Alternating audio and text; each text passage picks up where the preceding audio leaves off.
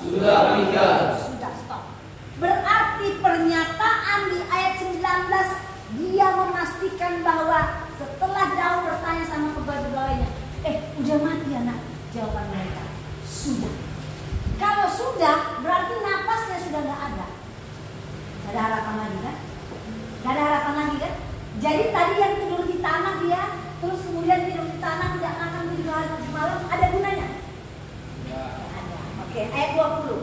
Apa yang dilakukan Daud? Simak ya, ibu baca. Lalu Daud bangun dari lantai. Lantai itu tanah tadi kan? Dia kan tidur di tanah. Kemudian apa yang dilakukannya? Dia mandi dan berurat, berganti pakaian bersih-bersih dan bertukar pakaian. Ia masuk ke dalam rumah Tuhan dan apa itu? Jadi 2 poin yang dia lakukan. Dia masuk ke rumah Tuhan dan sujud menyembah. Sesudah itu pulanglah dia ke rumahnya dan atas permintaan Daud dihidangkan kepadanya roti, lalu dia makan. Pertanyaannya itu, apakah orang yang mengalami kesedihan yang begitu kecewa ya anaknya mati? Kecewa bisa makan? Biasanya orang kalau mengalami masalah-masalah yang begitu mengecewakannya, misalnya tadi dituntut 10 tahun, ternyata kamu udah berjual juga udah punya segala macam, jawaban doamu jadi 12 tahun. Manusia normal marah-marah nggak? Marah-marah nggak? Kecewa nggak? Kesal nggak? Pasti mulutnya berkata, percuma lah berdoa. Buat apa aku berdoa? Aku minta supaya putusanku bukan 10 tahun. Aku minta harusnya lebih kurang dari 10 tahun. Tapi kenapa Tuhan izinkan 12 tahun? Misalnya, seandainya itu terjadi atas hidup kita, seringkali kita mengalami kehilangan. Mungkin kalian di sini ada yang kehilangan kasih sayang, nggak pernah merasakan kasih sayang yang namanya kepada kasih sayang di dalam rumah antara orang tua dan kamu. Siapa ya? Coba, ibu mau tanya. Ada kan? Satu, nggak usah malu. Kita akan berjuang untuk itu. Ada? Kamu nggak pernah mengalami bagaimana namanya berorang tua, bagaimana rasanya kasih sayang bapak, kasih sayang mama. Siapa? Ayo, ada di sini lagi? Siapa? Dua. Nggak usah malu sayang. Tuhan mendengar dan melihat kalian. Karena temanya hari ini Tuhan mau memulihkan. Karena yang sakit bukan mama dan bapak. Karena kamu yang mengalami ketidaknyamanan. Tidak ada kamu rasa sayang. Di rumah dimaki-maki, dibilang bodoh, tidak dipedulikan. Kau anak sial, apa ada dibilang. Yang mengakibatkan jiwamu sakit, berontak. Benar?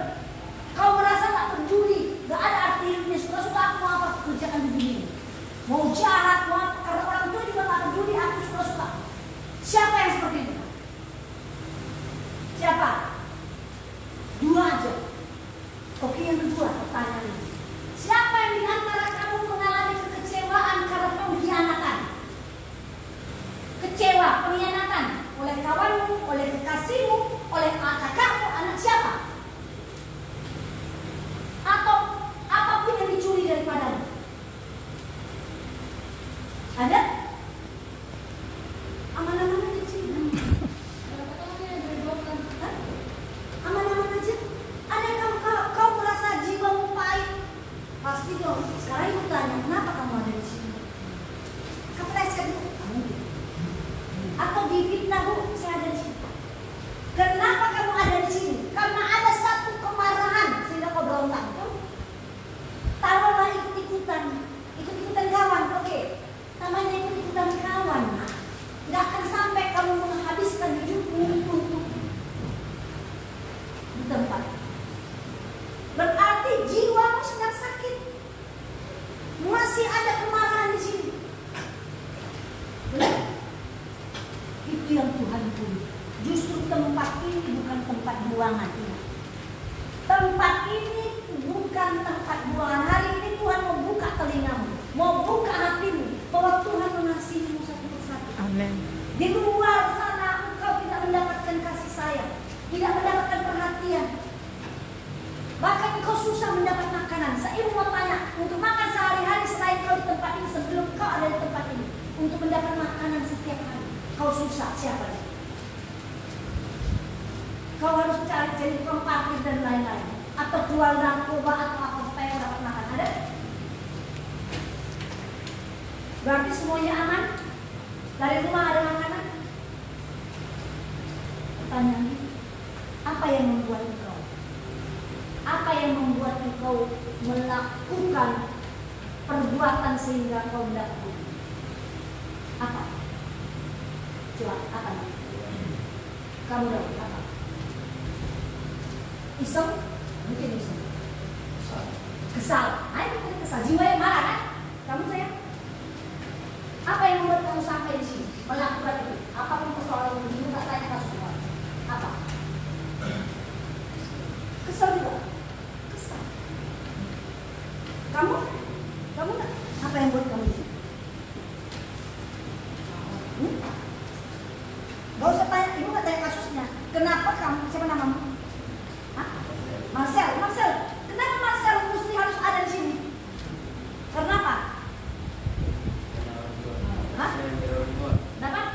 Orang tua. Yes. Tidak dapat kasih sayang, perhatian dari orang.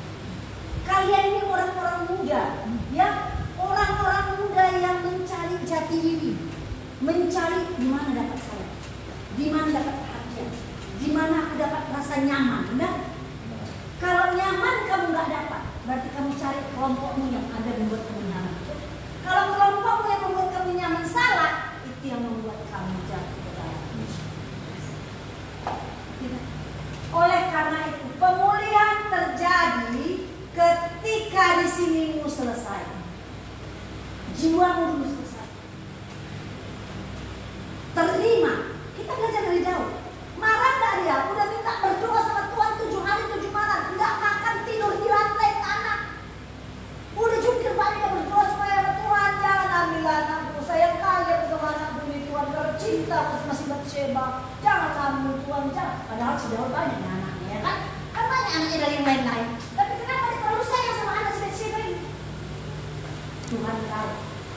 Itu sebabnya kalau kau terlalu sayang sama sesuatu, sama baju, sama sepeda motormu, sama handphonemu, sama sesuatu yang kau sangat sayang, melebihi sayangmu kepada Tuhan, Tuhan ambil. Ngerti maksud? Tuhan gak mau didulukan, Tuhan gak mau diduakan. Kau lebih sayang sama sesuatu daripada kau lebih sayang sama Tuhan. Kayak mana cara sama sayang sama Tuhan? Sayang sama Tuhan, kau gak boleh lupa berdoa. Kan kalau kau sayang sama cowok atau cewekmu, pasti kau nyebut apa kabar sayang, ya kan? Tuhan kita mau digituin. Apa kabar Tuhan? Dengan cara ya kan? Tuhan mau disapa. Ini kadang-kadang 5 hari sekali pun kamu gak telepon dia, gak berdoa. Tuhan bilang sedihnya aku, udah aku korbankan, aku berdarah-darah di kayu salib sana. Untukmu anakku, untukmu Wika, untukmu Daud, untukmu. Tapi kau telepon pun gak aku. Kau PHP aja aku. Kau pegang Alkitab. Kau PHP aja aku. Mana-mana kau pegang Alkitab supaya kau pikir senang apa.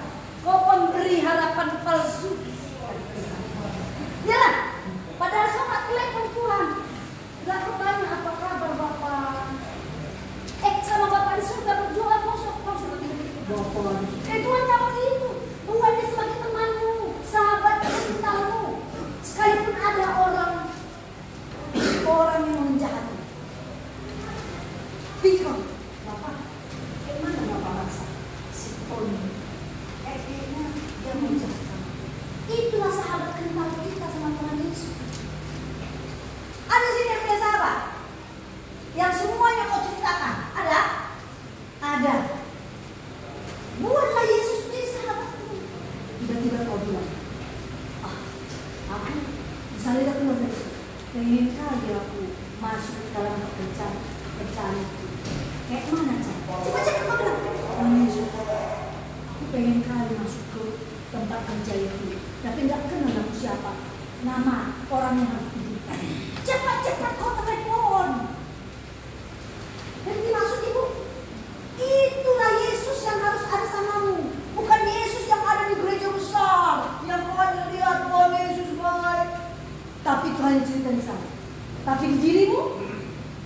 genggam, kau nggak pegang.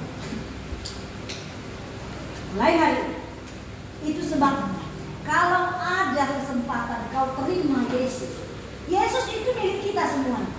Kita ini milik Dia. Tapi ada spesialnya kalau kau terima Dia di rumah hatimu. Gini contohnya. Ibu datang kemari ya kan? Ya kan?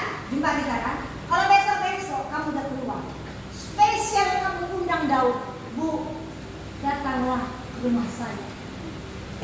Mas Gura, diundang loh, bukan di sini, bukan di tempat rame-rame, di rumah Daud, di rumah Wika, di rumah kamu. Nah, cepat-cepat. Dan aku menjadi tamu kehormatan di rumah. Begitu juga Yesus. Kalau kau terima Yesus menjadi tamu di hatimu, menjadi Tuhan yang spesial, menjadi pribadi yang lebih hebat daripada apapun yang kau sayang. Dia Yesus yang sanggup akan memulihkan keadaan, membuat kau gembira, menghilangkan pikiran-pikiranmu yang tidak betul. Dia akan menuntunmu menjalani masa mudamu menjadi orang-orang laki-laki yang luar biasa. Amin. Amin. Amin. Harus kau undang. Kalau kau undang dia menjadi Yesusmu, maka dia akan kemana? Dia ada. Nah, apa yang dilakukan Daud? Dia mandi, bukannya marah-marah, bukannya ngamuk-ngamuk. Oh, Tuhan diambilnya anakku, mati anakku. Tak ada Tuhan, tak usah ya, tak usah. Nah, gitu dia. Tak marah dia sama Tuhan. Ya sudah, oh udah mati. Ya sudah, misalnya kamu udah, oh sudah sekian tahun. Oke, go, jalan. Jalan. Tapi dalam kau berjalan itu, Tuhan tidak tinggalkan kau sendiri. Tuhan akan temani kau. Tuhan akan berjalan bersamamu bahkan di kamar mandi, bahkan di mana. Okay? Nah, apa yang dia tahu? Dia mandi, dia bersihkan bajunya, dia bangkit dari lantai, dia makan. Siapkan makanan saya yang enak-enak, kata pegawai bersama pegawai. Dan dia makan, dia tidak lagi puasa. Kemudian apa yang dilakukannya? Dia masuk ke rumah Ibadah. Iya, rumah Tuhan. Dan dia ngapain di situ? Yes. Nah, ketika dia sujud dan menyembah, ketika dia bergembira, Tuhan terima kasih, terjadi perbisi, terjadi pemulihan. Kalau pemulihan artinya, kalau kita punya itu di Keluaran 22 ayat 1. Kalau kamu punya 1 kambing, kalau pemulihan jadi 5 kambing, berganda, lebih baik, lebih oke, ya, itu lebih baik. Nah, ketika terjadi pemulihan terhadap Daud, anaknya yang mati itu sudah selesai. Sudah, aku tidak mau melihat masa laluku. Selesai. Udah, kalau udah diambil Tuhan, udah selesai. Apa boleh buat? Kita milik Tuhan. Dia datang sama Tuhan, dia berdoa, dia menyembah Tuhan. Terjadi pemulihan. Apa yang terjadi? Cintanya si Betshebe hamil lagi nggak? Hamil lagi. Dan lahirlah 1 anak laki-laki bernama Salomo menggantikan anaknya yang sudah mati hasil perbuatan. Dan siapa Salomo? Salomo sampai sekarang dari ribuan tahun yang lalu tidak ada yang sekaya dia, tidak ada yang sepintar dia. Itulah pemulihan yang Tuhan kasih. Kalau kita ini misalnya ngambil bajumu satu, terus kau marah, ku gantikan, paling ku gantikan baju yang sedikit lebih bagus, benar? Ya kan? Itu kalau manusia. Tapi kalau Tuhan, bukan ini cuma dikasih. Kau lengkap dengan parfum, dengan jas dan lain-lain. Berarti itu pemberian Tuhan. Pemberian Tuhan kan lain. Dia yang punya langit dan bumi. Jadi pribadi siapa atau orang yang mana yang kau andalkan lebih hebat daripada Tuhan yang bisa memberikanmu lebih dari segalanya? Apa keinginanmu? Tuhan bisa kasih. Asal pemulihan terjadi, kau tetap datang kepada Tuhan, bersujud kepada Tuhan, dan berdoa kepada. Jangan melakukan lagi perbuatan-perbuatan yang jahat. Tinggalkan semua. Maka Tuhan akan menyertai, menggandeng tanganmu menjalani hari-hari. Amin. Itulah pemulihan yang terjadi atas Daud. Pertanyaannya, pemulihan yang mau bagaimana yang kau perlu? Ibu tutup dengan satu cerita. Ada seorang, dia ini pemuji Tuhan. Dia kayak tadi WL. Dia itu pemuji Tuhan di satu gereja yang sangat besar.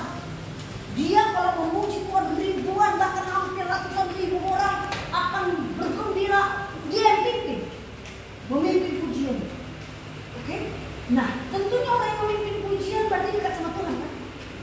Cinta sama Tuhan kan? Dia benar-benar mempersiapkan lagu yang untuk Tuhan. Dan dia punya anak satu perempuan satu-satunya yang sangat dia cinta. Nama bapak ini si Frank. Itu ada kisah. Jadi kisah di Alkitab ini kisah sesungguhnya. Dia punya anak satu-satunya perempuan yang sangat dicintai. Satu kali waktu dia memuji Tuhan, gereja besar, dia terkenal kemana-mana di kampung. Dapat kabar, anakmu tabrakan. Anakmu satu-satunya yang perempuan tabrakan. Dan otaknya sudah retak batang kepalanya sudah retak sehingga dia geger otak dan binasa. Singkat cerita, anaknya ini karena sudah terganggu otaknya, udah tinggal untuk tidur saja. Tidak mengenal bapaknya, tidak mengenal siapapun.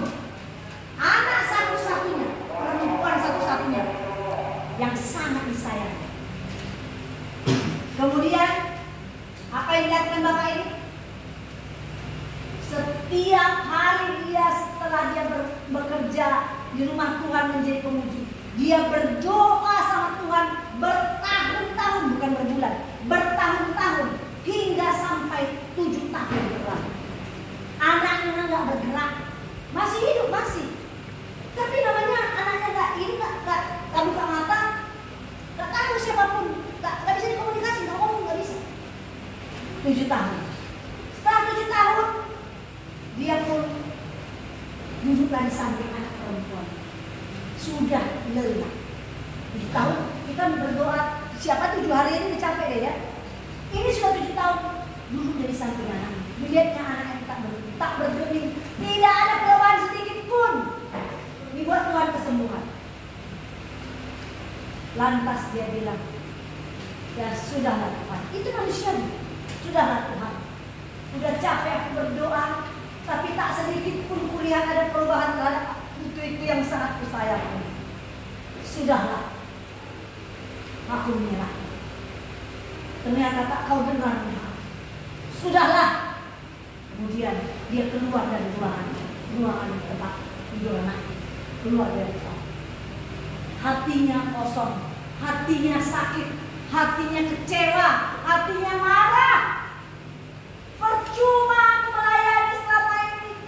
Aku kau pakai Tuhan, tapi aku kau suruh berdoa 7 tahun, tapi tak ada perubahan. Dia keluar dari ruangan. Dia bersandar di tiang-tiang rumah sakit, melihat ke atas, berkecam dadanya. Dia marah tapi tak terucapkan. Dia kecewa, dia sakit, dia pahit, dia putus asa. Tiba-tiba satu perkataan berkata, hanya 2 kata, puji. Puji aku. Dia dengar dengan kencangnya, puji aku. Dia layak Tuhan. Baru dia berkata, bagaimana aku bisa memuji Engkau dalam keadaanku seperti ini? Dalam kekecewaanku yang sangat berat, penderitaanku yang sangat berat, bagaimana aku bisa memuji Engkau Tuhan? Tapi suara di hati dia begitu keras, puji, puji, puji, terus puji. Sampai dia capek berbantah-bantah dengan anak. Akhirnya dia bilang, baiklah, kau juga anakku. Kalau engkau memang minta aku memuji, baiklah, aku puji. Nyanyi. Aku memuji, gak sehebat yang juga sebenarnya memuji Tuhan. Namanya orang pahit, jangan orang pahit memuji Tuhan. Aku memuji kebesaran-Mu, ajaib Tuhan, ajaib Tuhan. Lagu ini belum selesai. Lagu ini belum selesai. Tiba-tiba anaknya yang 7 tahun itu tidak bergerak, keluar dari kamar, memanggil dia, Papa, berbicara, Papa, Papa. Dia melihat dari sini, dia terpengaruh dan dia membalikkan badannya kepada Tuhan. Aku memuja lebih sungguh-sungguh, aku memuji kebesaran air mata yang mengalir. Semua dokter sangat mengherankan bagaimana seorang anak itu bisa bukan hanya berbicara, tapi loncat dari tempat tidurnya, keluar menghampiri bapaknya, keluar dari pintu dan mengatakan, Papa, Papa. Anak-anak itu pemulihan terjadi. Ketika hati kita selesai dengan kemarahan, kebencian, balas dendam, dengan semua yang ada di hati. Ketika itu selesai, kau bisa mengampuni, maka pemulihan terjadi atas. Amin. Kisah tadi Ibu tutup dan juga akan berdoa buat kalian. Kalau ada di antaramu yang mau Ibu pimpin untuk menerima Yesus untukmu sendiri, untukmu mengundang Yesus untuk masuk dalam rumah hatimu, kau tutup matamu, tidak usah berpikir. Yang belum menerima Yesus secara langsung bisa mulai, ya? Yang belum itu benar. Mari, jangan kau buang-buang kesempatan. Tuhan itu baik. Tuhan tahu hatimu. Tuhan tahu pergumulanmu. Tuhan tahu sakit hatimu. Tuhan tahu putus asaanmu. Tapi siang hari ini Tuhan mau kau undang. Bukan Tuhan yang mengundang kau. Kau yang mengundang Tuhan masuk dalam rumah hati.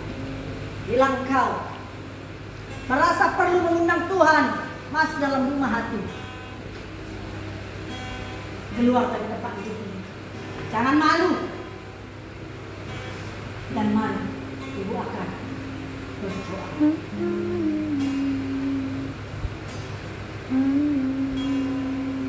Dan mereka satu lagi.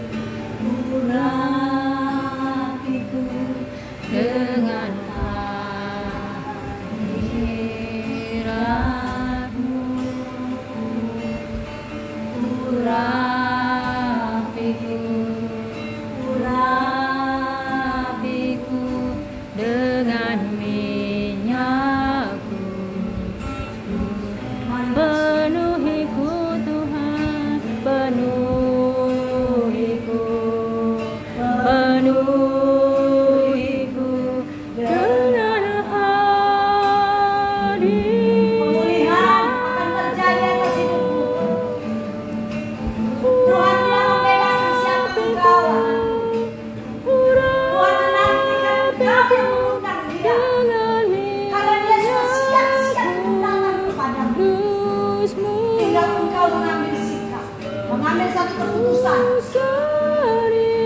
Kalau engkau terlalu capek